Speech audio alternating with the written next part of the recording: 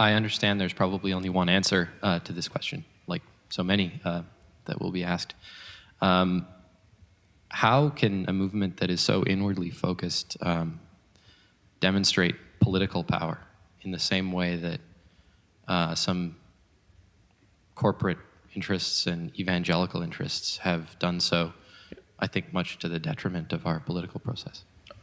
I didn't quite understand. Can you just repeat again? How can an inwardly focused movement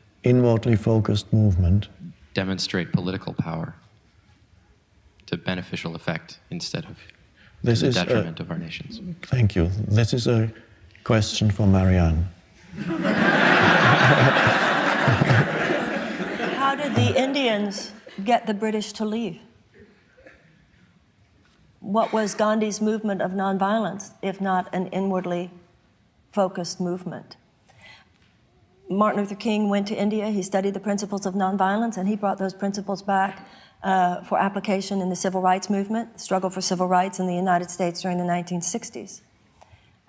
Please forgive me for my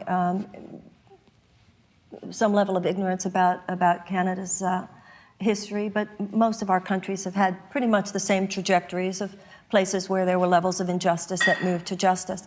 If you looked at the abolitionist movement in the United States, all the power, when you were just talking about the corporate power, the abolitionists didn't even have cell phones. They had no computers. They had no way of connecting. The economic power behind slavery, the institution of slavery in the United States, in the southern states of the United States at that time, was the equivalent of corporate power today. But they had a better idea.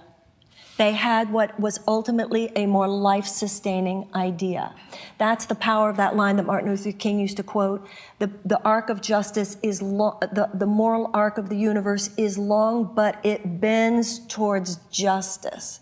Because ultimately, if you stand on something which is life-sustaining, freedom and liberty and fairness for life in all its forms, then you have what Martin Luther King called cosmic companionship. This is what is the symbol of the Christ child in front of the three kings. They bow to him. When you are in the presence, ultimately, no amount of money, no amount of corporate power, no amount of governmental power, none of those external powers, which are false anyway, will ultimately stand for all the reasons we were talking about earlier. They are powers of an illusionary world. And when we recognize, as Martin Luther King said, there is a power in us more powerful than the presence of bullets. In the presence that Eckhart so eloquently describes, there is a collective field of presence, which is what the Indian nonviolent movement was. It was a collective field of presence led by Gandhi, a collective field of presence led by Martin Luther King in the United States. Then ultimately, all powers of form will fall in the presence of light. The Course in Miracles defines light as understanding, and in the presence of light, darkness cannot be. We need to be, and also the Course in Miracles says faith. There is no such thing as a faithless person. Faith is an aspect of consciousness.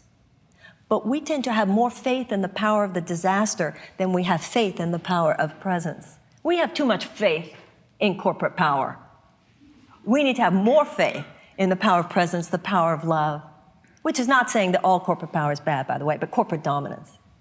So I think sometimes political activists today are disserved by an ignorance of history. Because if you want to see political miracles, we've already had them.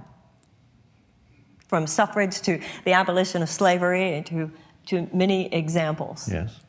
It's not like, well, it's never happened. Thank you. Thank you.